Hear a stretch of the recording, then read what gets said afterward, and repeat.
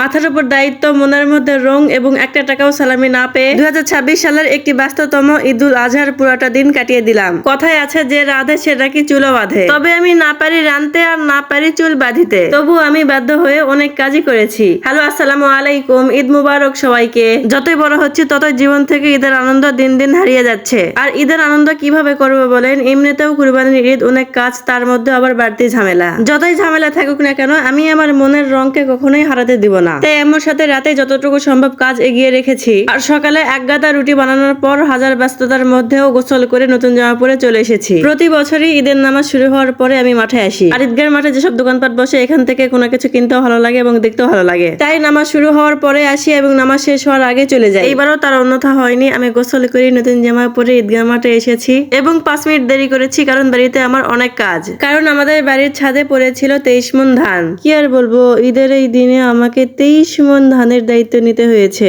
এই ধানের চক্করে আমি তো কুরবানি দিতে দেখতে পারিনি। আমি গিয়ে দেখি যে আমাদের পশু কুরবানি হয়ে গিয়েছে। ঈদের একদিন আগে ধান সিদ্ধ করলে যা হয় আর কি। এই চক্করে হাতে মেহেদিও দেই নাই, কিন্তু ফেসে ফিল্টার দিতে ভুলি নাই। তাই আপনারা আমাকে মেকআপ সুন্দরী নয়, ফিল্টার সুন্দরী বলতে পারেন। সকাল থেকে এত রং তামাশা করে আমার খুবই ক্ষুধা লেগেছিল, যার জন্য আমি নিয়েছি পান্তার আলু ভর্তা। বিশ্বাস করেন, ঈদের দিনের সকালে আমার নাস্তা ছিল পান্তা আলু ভর্তা, কাঁচামরিচ আর পেঁয়াজ। পান্তা আলু ভর্তা খাওয়ার পর পশু কুরবানি ছাড়া আমার কাছে ঈদ আর ঈদই মনে হচ্ছিল না। খেয়ে উঠে দেখি আমাদের কুরবানি করার পশুর চামড়া ছাড়ানো শেষ। একদিকে গোস্ত কাটাকাটি চলছে আর একদিকে চামড়া ছাড়ানো হচ্ছে। কুরবানি পশুর গোস্ত কাটা তো শখের কাজ, আর এই শখের কাজ আমি ব্যস্ততার কারণে একদমই মিস দিতে যাচ্ছিলাম না। তাই আমি অল্প একটু কেটে নিয়ে ঘুরতে চলে আসলাম। পাড়ার মধ্যে কতগুলো গরু, কতগুলো ছাগল, আর কে কোথায় কাটাকাটি করতেছে, ভুঁড়ি কোথায় পরিষ্কার করা হচ্ছে, এই জিনিসগুলো দেখাই তো কুরবানি ঈদের মজার বিষয়। তাই আমি ছাদে উঠে ধানে পাড়া দিয়ে আবার নেমে পড়তেছি এবং আমার শখ এবং দায়িত্ব দুটাই পূরণ করতেছি। আমি কখনোই গরুর ভুঁড়ি পরিষ্কার করিনি, তাই আজ আমাকে পরিষ্কার করতে হয় নাই। আমি শুধু গরম পানি করে হেল্প করে দিয়েছি। প্রায় 3টা বাজে গিয়েছে আর আমাদের গোস্ত মাপার আগেই ভুঁড়ি দিয়ে গিয়েছে।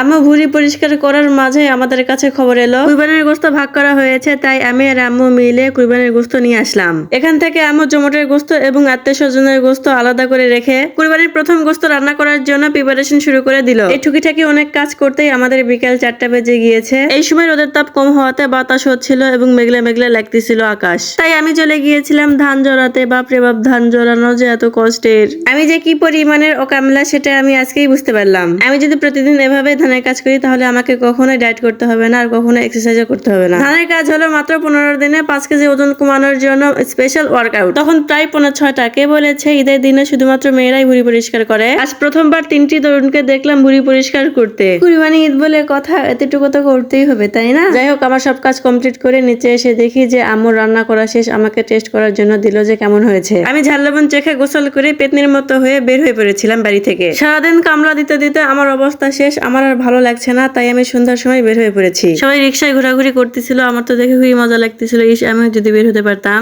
এই শখ আজ আর পূরণ হবে না, কারণ কবি এখানে নীরব, বাড়িতে অনেক কাজ পড়ে রয়েছে। বাড়িতে এসেই দেখি আম্মু ভুঁড়ি কাটাকাটি করতেছে, তাই আম্মুকে একটু হেল্প করে দিলাম। কাটাকাটি শেষে রাত 9টার পরে আমি খেতে বসলাম। ওই যে সকালবেলা আমি পান্তার আলু ভর্তা খেয়েছিলাম, তারপরে আর পানি ছাড়া কিছুই খাই নাই। ঈদের দিনে আল্লাহর মেহমান হয়ে রুটি গোস্ত খাওয়ার মজাই আলাদা। আর এটাই ছিল আমার জীবনের একটি ব্যস্ততম ঈদ।